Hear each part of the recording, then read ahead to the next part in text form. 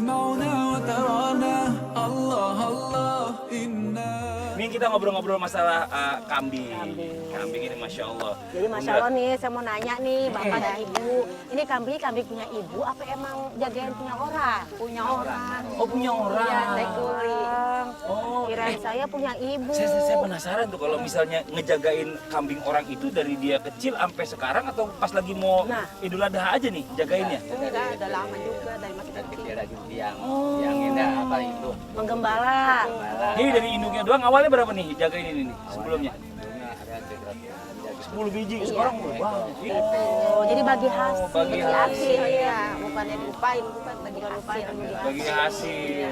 Iya jadi sistemnya itu ibu mau bapak ngerawatin biangnya, Iya, dia iya. punya anak ya kan, Iya. anaknya dijual, Iya. baru dibagi dua. Iya. Yang 10 biang ini tetap punya yang nitipin. Iya. Oh gitu. Oh, jadi Idul Adha ini yang pasti istimewa karena memang menggembala ini ternyata tuh zaman Rasulullah juga ya pemirsa. Kenapa para Rasulullah itu ada yang namanya pengalaman menggembala kambing? Masya Allah. Karena sebelum dia itu berdakwah kepada manusia diajarkan kesabaran dengan menggembala. Jadi Bapak dan Ibu subhanallah ini. Pertama ada pengalamannya sebagaimana Rasulullah dan yang kedua Idul Adha ini istilahnya apa sih? Dengan menggembala kambing pasti kan kambingnya jadi sehat tuh Pak Pandu. Bener. Ini Masya Allah nih kan kalau kita udah lihat kambing ini kita jadi pengen ngomongin sejarah nih Bunda nih ya. Bicara masalah tentang sejarah penyembelihan kambing. Atau domba. Kenapa kambing, kenapa domba gitu loh? Kenapa nggak apa namanya Ayam, gitu. ayam yang kecilan gitu, gampang, murah gitu ya kan? Kenapa begitu? Iya pemirsa yang dirahmati Allah, jadi sejarahnya antara kurban dengan pengorbanan itu ada kaitannya. Bagaimana ketika Rasulullah yaitu Nabi kita Nabi Ibrahim alaihissalam sangat sayang dengan anaknya yaitu Ismail. Lagi sayang-sayangnya ya Bu ya Pak ya, ternyata kata Allah harus yang namanya menyembeli anaknya bernama Ismail. Dalam surat As-Saffat ya ayat 102 sampai dengan 110 dinyatakan ketika hal itu dinyatakan kemudian apa? Nabi Ibrahim bilang, "Wahai anakku, aku harus menyembeli kamu." Bagaimana? Jadi ada yang namanya musyawarah dulu. Jadi nggak main Masya asal Allah. potong. Oh. Nah, juga pernah itu kalau berkurban kan kita juga musyawarah dulu. Bener. Mau kambingnya satu orang satu kambing, Bener. atau satu orang bareng-bareng musyawarah. Ha-ha. Terus Nabi Ismail bilang, "Adalah if'al matu marwai bapakku, kerjakanlah apa yang Allah perintahkan." Jadi ternyata ini sejarahnya nggak hanya sekedar menggembala ya Pak ya, tapi nanti ada dapat pahalanya, pahala berkurbannya. Masya Allah. Gitu loh. Kalau kita bicara masalah tentang pengorbanan, apa yang Allah telah berikan kepada kita itu, aduh, apa yang kita korban itu kayak nggak seberapa gitu. Seberapa, Jadi cuma kalau misalnya sekian punya sekali. rezeki, tiba-tiba, pengennya cuma ini aja, satu kambing aja, padahal duitnya banyak. Nah jangan begitu juga, ya. Itu ada dalam surat An-Nisa Apa tuh? 37. Janganlah kalau kamu kikir ngajak-ngajak orang lain untuk kikir. Jangan satu kambing rame-rame aja. Kalau kamu ada yang mampu kasih aja satu kambing satu orang. Bagaimana hadis dari Rasulullah? Nabi pernah berkurban satu kambing untuk satu orang dan satu kambing untuk seluruhannya. Masya Allah. Ya, Kita mau iya. kemana lagi nih? Mana Mau lagi nih kirim kita nih? kemana nih? Kita cari makanan. Bantuin aja dah. Ternyata menggembala kambing itu menyenangkan banget loh. Di antaranya bisa melatih kesabaran kita dan melatih konsentrasi kita, yaitu konsentrasi menghitung karena takut ada kambing yang kabur atau hilang. Hah, seru kan? Ini Masya Allah luar biasa kalau kita lihat tayangan tadi ya. Gimana perasaannya Bu? Waduh waktu gembala kambing ini panas-panasan itu benar-benar aduh terasa banget. Ini saya baru 1 hari panas-panasan. Apalagi orang yang ngebala samping itu kan, kambing itu kan sapi atau apapun, itu kan tiap hari ya. Ini Masya Allah luar biasa pengorbanannya. Nah ini buat jamaah yang ada di rumah nih, hari ini kita ngebahas tentang tema kehilangan pahala besar di Idul Adha. Dengan bintang tamu kita ada Bedu Tohar di studio. Tepuk tangan dong buat Bedu.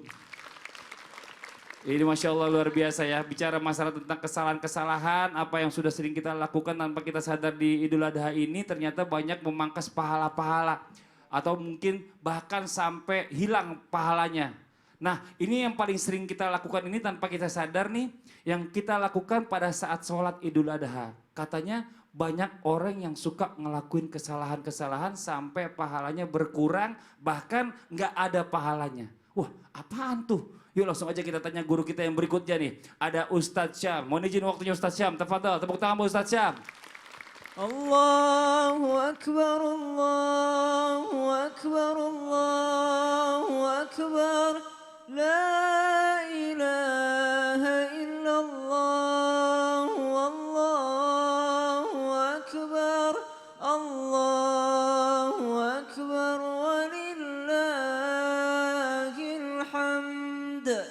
Jamaah. Sholat Idul Adha itu sunnah atau wajib?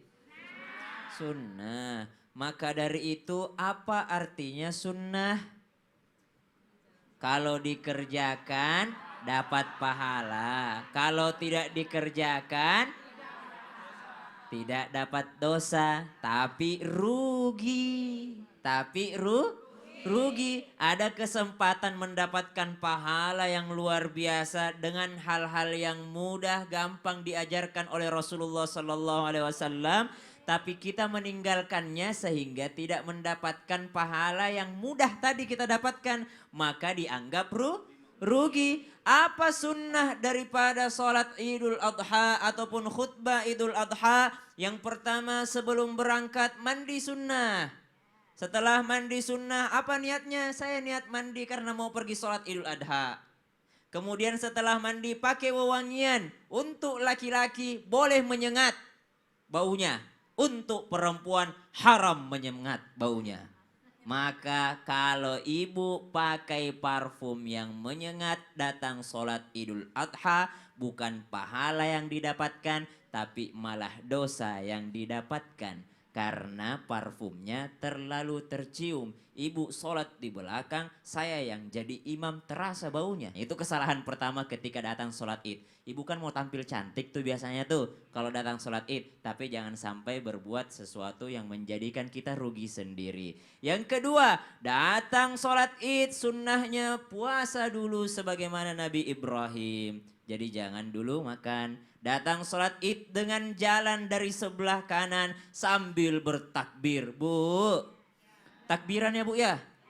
Kalau Idul Adha itu masuk 1 Syawal takbiran maghrib. Tapi kalau Idul Fitri, ya Idul Fitri. Tapi kalau Idul Adha mulai dari 1 Zulhijjah udah mulai takbiran. Jadi mulai takbiran ini jalan. Takbiran, mulai dari sekarang nih lagi nonton Islam itu Indah mulai takbiran. Sambil jalan menuju masjid. Sampai di masjid kita ikut sholat Idul Adha. Jam berapa sholatnya? 1 tombak. Waktu isyraq misalnya jam 6 pas. Waktu isyraq bu, waktu isyraq jam 6 pas. Maka lewat 5 menit dimulailah sholat Idul Adha. Lebih cepat dibandingkan sholat Idul Fitri. Ketika sudah sholat Idul Adha maka disunnahkan memendekkan. Setelah itu adalah khutbah Idul Adha. Disunnahkan diadakan di mana sholat Idul Adha-nya? Di musolla. Apa artinya musolla? Musolla artinya tempat yang luas atau lapangan. Kenapa lapangan? Karena ibu-ibu yang haid pun boleh datang. Tapi jangan datang untuk selfie-selfie segala.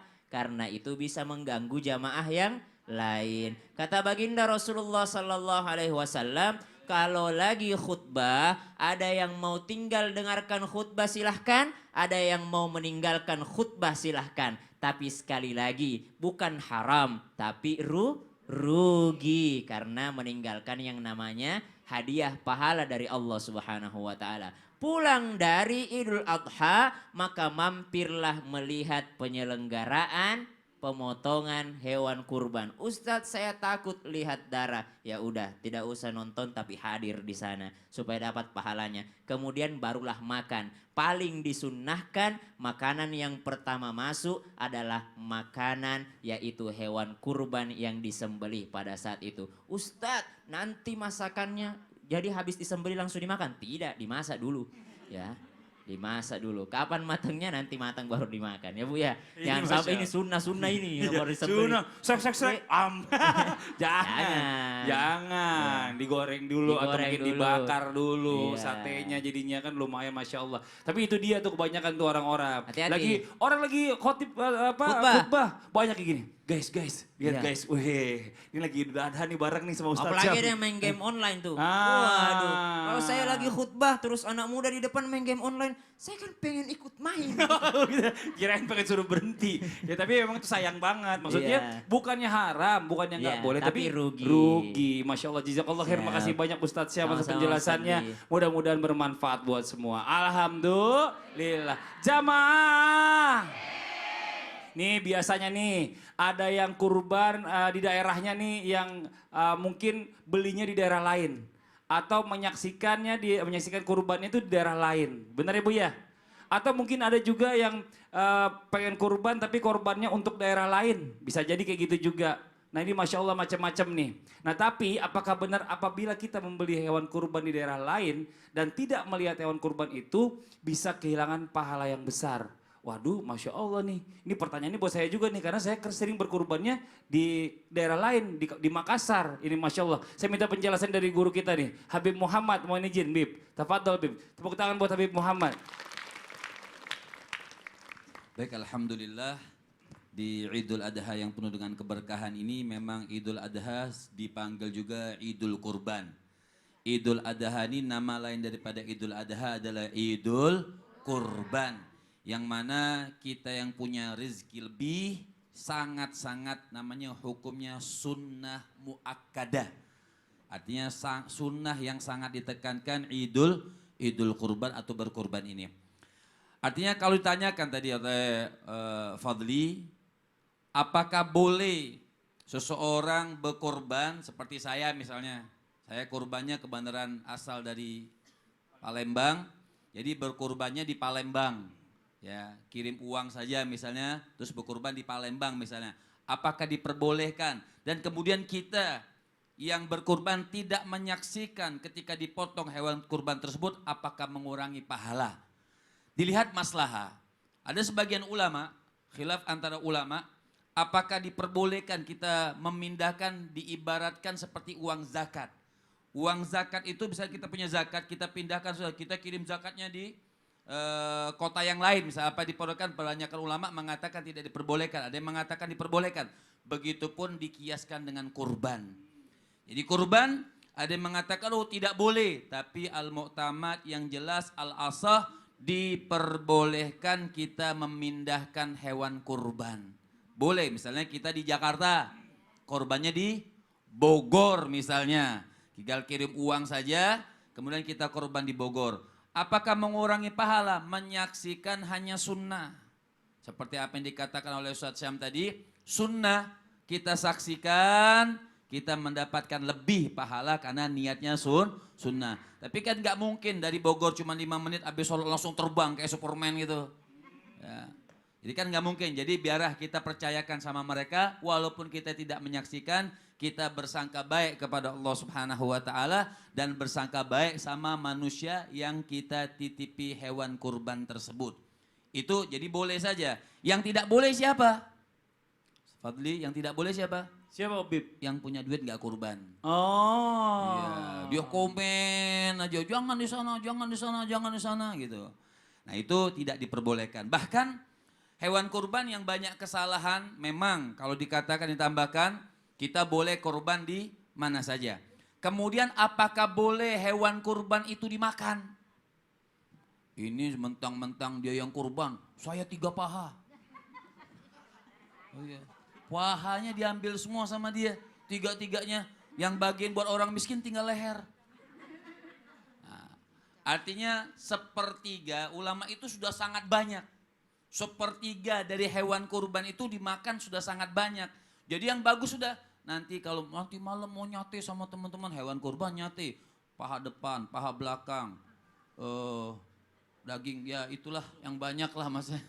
Dia makan semua buat sate sehingga tidak pas daripada penyampaian sedekah kita, kurang bagus dan kurang afdol. Jadi caranya sudah, kalau memang kita niat sedekah, kurban kali ini Allah berikan rezeki yang lebih dari Allah Subhanahu wa taala, kita beli hewan kurban tersebut, kalau mau nyate beli aja mampir ke pasar 3 kilo nyate sendiri, makan sama tiang-tiang satenya tahu apa? Iya, ya. Bakar sama tusuk-tusuk satenya. Ya mudah-mudahan masih hidup habis makan.